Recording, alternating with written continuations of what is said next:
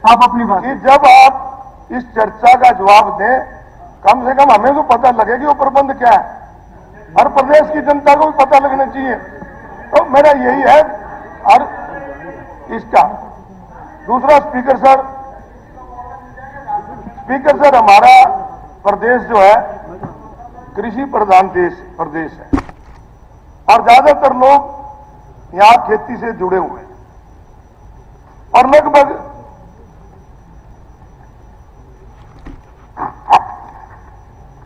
यहां पर जो गेहूं की फसल है 62 लाख हेक्टेयर में होती है। और जिक्र बहुत आज हरियाणा प्रदेश का किसान इस बात की कर रहा है कि डीएपी की, और सरकार की तरफ से लगातार एक बात आती है कि डीएपी की कोई कमी नहीं है।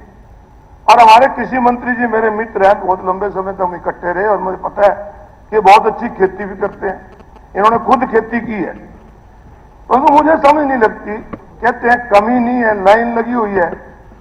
डीएपी एक ऐसी चीज है, स्पीकर सर आप भी किसान हैं, जो केवल बिजाई में डाली जाती है। जब खेत में बीज डालते हैं डीएपी डालते हैं, और जब बिजाई के समय डीएपी नहीं मिलेगी, आज लाइनों में लग रहे हैं। एक उकुलाना हल्के के किसान ने आत्महत्या कर ली। कितनी दुख की बात है कि लाइन को समय पे डीएपी नहीं मिलती।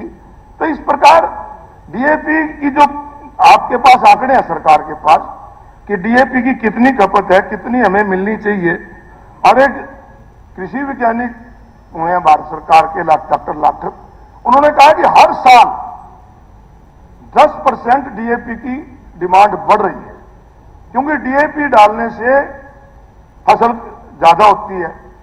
तो इसलिए सरकार को पहले इसका इंतजाम करना चाहिए था, जो सरकार इसको नहीं कर पाई।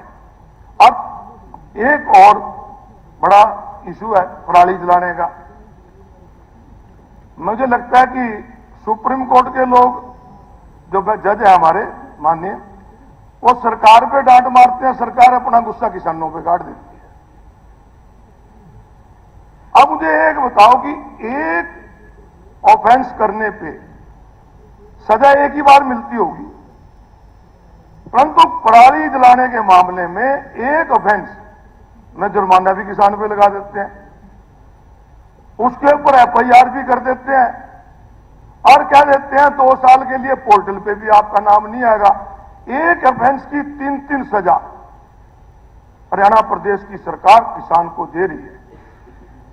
ये किस प्रकार की सरकार, स्पीकर सर, इस चीज को गौर करना चाहिए। और ये जो पराली का पोल्यूशन है, जो पोल्यूशन है स्पीकर साहब, खाली हवा से नहीं होता, हवा के साथ पानी का भी होता है, आवाज का भी होता है।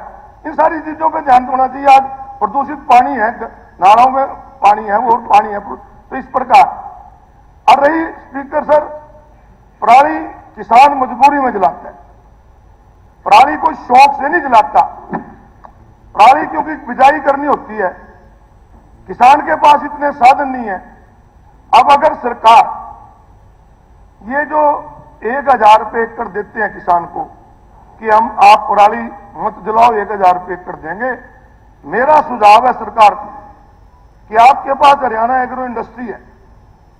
एक समय ऐसा था जब किसान के पास ट्रैक्टर नहीं होता था, जब किसान के पास मशीनें की कमी थी, पैसे की कमी थी, तो हरियाणा एग्रो जो कॉर्पोरेशन है हमारी, वो किराए पे मशीनें देती थी, ट्रैक्टर देती थी, ताकि किसान को दिक्कत ना हो।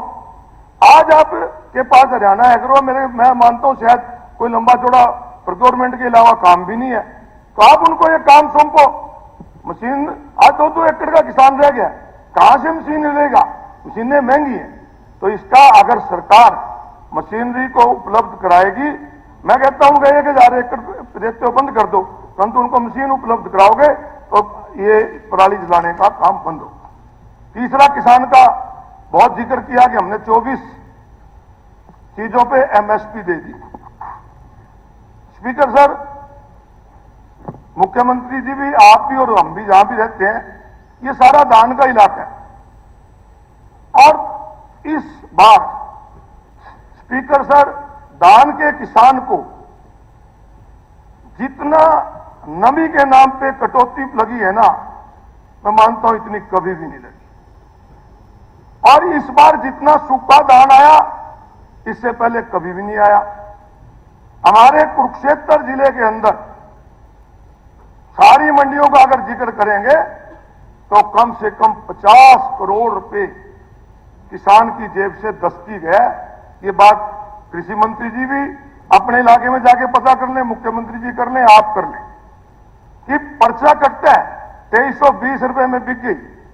2320 में किसान ने जीरी बेची सरकारी एजेंसियों को, परंतु सरकारी एजेंसियां जो जीरी लेती हैं वो सेलर वाले उठाते हैं और नीचे लिख देते है कि 100 क्विंटल के 20,000 रुपए किसान नगद ले गया। और नगद कहां गए, इस बात की सीएम साहब जांच होनी चाहिए। ये बहुत बड़ा एक घोटाला किसान के साथ हो रहा है। एमएसपी के नाम पे आपसे पूरे पैसे लिए जाते हैं और किसान को मिलता नहीं। इसमें कौन लोग शामिल हैं, उनके खिलाफ आप कार्रवाई कीजिए। एक बहुत बड़ा इशू है स्पीकर साहब, किसान के हमारा प्रदेश ही खेती से चलता है और उसमें अगर हमारे साथ ही लूट होगी तो बहुत है। अभी यहां पर कहा गया सबका साथ सबका विकास नारा दिया गया और जो आंकड़े सरकार की तरफ से दिए गए स्पीकर सर, वो कुछ और दिखाते हैं। आज हरियाणा प्रदेश की जो आबादी है उसमें 70% आबादी आज हमारी बीपीएल से नीचे चली गई। एक तरफ हम कहते हैं प्रति व्यक्ति आय हमारी बढ़ रही है, प्रति व्यक्ति आय बढ़ रही है तो 70% से नीचे क्या है चली गई। ये स्पीकर साहब वही बात है कि एक एवरेज निकाल ली जाती है। आपकी जेब में 100 रुपए है, मेरी जेब में 10 रुपए है।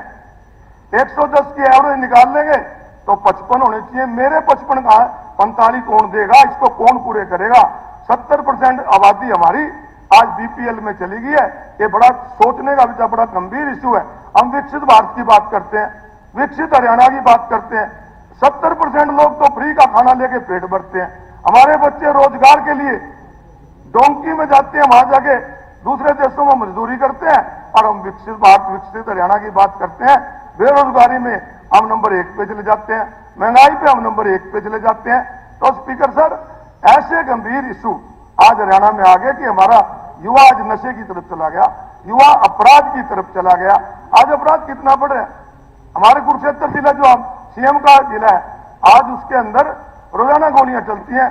कभी आईलेट सेंटर पे गोली चल जाती है, कभी स्वालाबाद में गोली मार के एक आड़ती को मार देते हैं, कभी पिपली की आड़ती के ऊपर गोलियां चल जाती हैं। तो इस प्रकार, क्योंकि ये सबसे बड़ा मुद्दा यह है कि रोजगार नहीं मिल रहा। अगर रोजगार मिला होता तो हमारे बच्चे आज अपराध की तरफ ना जाते, हमारे बच्चे नशे की तरफ ना जाते। ये गंभीर मुद्दा है। जिक्र करते हैं कौशल रोजगार के अंदर और बहुत जिक्र किया मूलचंद जी ने भी साहब ने कि हमने खर्ची पर्ची बंद कर दी। तो मैंने यूं तो बता दो, जो ये कौशल रोजगार में लगे हैं यूं किसी पर्ची का लगे हैं। हमारे कुरुक्षेत्र में नगर परिषद में 50 एम्प्लॉइज लगे हैं। ये कहते थे हमारे ये कांग्रेस वाले झूठ बोलते हैं, संविधान की उल्लंघना नहीं होती। संविधान की उल्लंघना स्पीकर साहब इसमें स्पष्ट रूप से हुई। ये इसमें कोई आरक्षण ही नहीं है। आप तनेश्वर नगर परिषद के अभी मुझे भी बता रहा है लगभग 50 कर्मचारी हैं जो इसमें कौशल रोजगार में लगे। उसके अंदर 2 SC हैं, 3 BC हैं। जबकि अगर इसमें आरक्षण दिया होता तो 50 में से 24 लगते, 47% आरक्षण लगता। जो खाने का काम SC BC का किया, ये फिर भी बात करते हैं। बड़ा जब क्रीमी लेयर की जिक्र कर रहे थे हमारे महामहिम जी, तो कह रहे थे, तारियां पीट रहे थे कि 6 से 8 कर दी। यूं तो बता दो, 8 से 6 की न करी थी 10 साल तक। 8 से 6 लाडू, मैं कह रहा हूं तारियां पीट रहे थे। नहीं, हुड्डा साहब का राज था, लागू कहा थी करी हमने 8 से 6 नहीं दिला 6 की न करी थी। नहीं, आप घोषणा करके चले गए, आप केवल घोषणा करके चले गए, वो लागू नहीं थी। आप आंकड़े उठा के देखिए।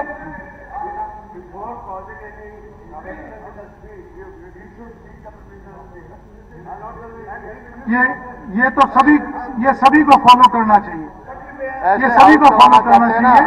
अशोक अरोड़ा जी आप अपना जारी रखिए। बोल अगर कंक्लूड हो गया तो ठीक है, नहीं तो जल्दी नहीं, अभी तो मैं रह रहे थे। ठीक है, आप करिए फिर। कर लो हम सीएम साहब। चलिए अरोड़ा जी। स्पीकर साहब, एक और बहुत गंभीर इशू है हरियाणा के अंदर। आज सब लोगों को हमें सोचना चाहिए कि आज डेंगू का बहुत प्रकोप है। हर जगह डेंगू के केस बढ़ रहे हैं और इसके बचाव के लिए अगर सरकार पहले से फॉगिंग कराई होती, सफाई की व्यवस्था ठीक की होती, तो ये आज इतना डेंगू नहीं फैलता।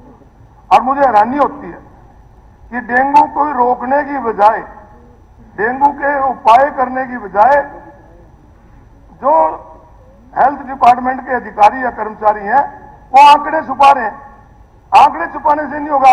अब हमारे परसों में स्टेटमेंट पढ़ रहा था कि 230 पेशेंट कुरुक्षेत्र में डेंगू के पाए गए, जबकि कोई हॉस्पिटल ऐसा नहीं जिसमें 200 तक कम हो।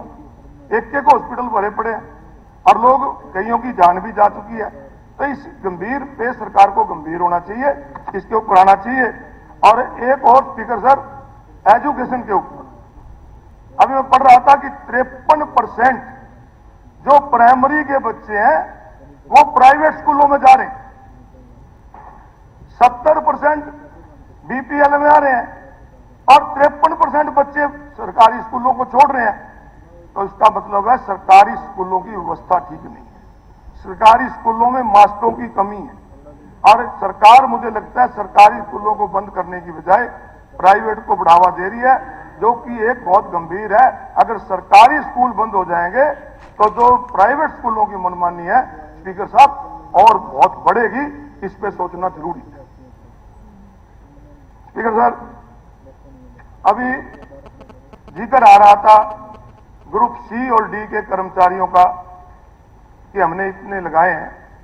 अभी कुछ दिन पहले मुझे डी ग्रुप के कर्मचारी मिले कि जिनको चुनाव से पहले अगस्त में ज्वाइन करा दिया, उनको कोई महकमा नहीं दिया, कमिश्नर ऑफिस में उनकी ज्वाइनिंग होगी और अब 3 महीने हो गए उनकी सैलरी नहीं मिल रही। सिर्फ चुनाव में फायदा उठाने के लिए इस प्रकार के काम किए जाते हैं। अगर आपने उनको ज्वाइनिंग करानी थी, कहीं महकमे कराते, उनकी सैलरी देते, आज उनको कोई सैलरी नहीं मिल रही। गीता जयंती महोत्सव बहुत अच्छी बात है। कुरुक्षेत्र की पवित्र भूमि पे जहां भगवान कृष्ण ने स्वयं गीता का उपदेश दिया था, गीता जयंती मनाई जाती है। और स्पीकर सर, कोई आज से नहीं, ये गीता जयंती सबसे पहले हमारे वहां गीता धाम में स्वामी ज्ञानेशानंद जी होते थे, उन्होंने एक धार्मिक आयोजन यहां पर शुरू किया था गीता जयंती का। और जिसकी सरकार रही, कांग्रेस की रही, लोकदल की रही, बीजेपी की, सबने इसको अच्छे ढंग से मनाया और अब भी अच्छे ढंग से मनाया जा रहा है। परंतु मैं एक बात कहना चाहता हूं मुख्यमंत्री जी, गीता जयंती को धार्मिक आयोजन रखो, गीता जयंती को कमर्शलाइज मत करो। गीता जयंती के ऊपर, हमारे ब्रह्म सरोवर के ऊपर, जो एक पवित्र ब्रह्म सरोवर है, वहां पर कमर्शियल स्टॉल लग जाते हैं और खाने के स्टॉल लग जाते हैं। तो मैंने बात की टीडीपी वालों से, मैंने कहा खाने के स्टॉल तो बंद कर दो। कहता है हमें 50 लाख रुपए आते हैं। मैं कहा मैं विधानसभा से स्पीकर साहब से मांग कर लूंगा, मुख्यमंत्री से मांग कर लूंगा, तुम्हें 50 लाख दे देंगे। कम से कम इसकी पवित्रता तो ना भंग करो। वहां पर वहीं लोग खाते हैं और वहीं पे वो कबाड़ घेर देते हैं, तो सरोवर के अंदर चला जाता है। इसी प्रकार स्नेह सरोवर है, स्नेह सरोवर की पवित्रता के बारे में जब एमपी साहब थे, मुख्यमंत्री आज के, इनको भी मैंने उस समय कहा था कि सोच का सीधा पानी वहां जा रहा है, और हमने वहां पर केडीपी के सामने धरना दिया था, आज तक कुछ नहीं हुआ। तब धार्मिक आयोजन को धार्मिक दृष्टि से करना चाहिए। कितने लोग आएंगे, कितने नहीं आएंगे, उसके बारे में अच्छी बात है जितने ज्यादा लोग आए, परंतु उसको कमर्शलाइज मत करें। ये मेरा आपको एक सुझाव है। और स्पीकर सर, एक बात और कहना चाहूंगा। आज यहां पर कहा गया कि 5 लाख आवासीय योजना शुरू करने जा रहे हैं। एक बात कहना चाहूंगा स्पीकर सर कि आज शहरों के अंदर गरीब आदमी का मकान बनाना बहुत मुश्किल हो गया। मकान बहुत महंगे हो गए, प्लाट। आपकी सरकार ने दीनदयाल उपाध्याय योजना शुरू की। दीनदयाल उपाध्याय योजना शुरू तो कर दी, 5 एकड़ पे भी आपने लाइसेंस दे दिया, परंतु उस पर कोई कैप नहीं लगाई। किसान की जमीन 3 करोड़ रुपए एकड़ से लेकर 30,000 रुपए गज पे बेचनी शुरू कर दी। तो मेरा एक सुझाव है इसके अंदर कि पहले हुड्डा के सेक्टर कटा करते थे स्पीकर साहब, हुड्डा के सेक्टर कटते थे, उनके ड्रा निकलते थे, और जो इकोनॉमिकल वीकर सेक्शन के लोग थे उसमें उनको प्राथमिकता दी जाती थी, उनका एक कोटा फिक्स होता था। तो मेरी एक बात है कि गरीब आदमी भी शहर में अपना मकान बना सके, उसको भी ठीक रेट पे दोबारा से हुड्डा के सेक्टर निकाले जाए, ड्रा निकाले जाए, नो प्रॉफिट नो लॉस पे सरकार काम करते हुए ये करे। पहले जो हुड्डा सेक्टर कटे थे उनको नगर परिषद में सफाई का ठेका दे दिया। अब हुड्डा के पास तो कुछ रहा ही नहीं, तो सफाई कौन कराओगे? नगर परिषद की अपनी नहीं सफाई होती। हुड्डा के सेक्टर भी आज ऐसे बन गए जैसे गांव में होते हैं, वहां भी सफाई की व्यवस्था नहीं है। हमारा पशुओं का एक बहुत बड़ा मुद्दा है। हमारा पशु आज इतने हो गए हैं कि हमारे कुरुक्षेत्र के अंदर तो एक महिला, स्पीकर साहब, एक पशु ने नोच नोच के खा लिया, उसकी मौत हो गई। और अभी कल ही कुरुक्षेत्र के आजाद नगर के एक दंपति आगे पशु आ गए, उनके एक्सीडेंट में उनको चोट लगी।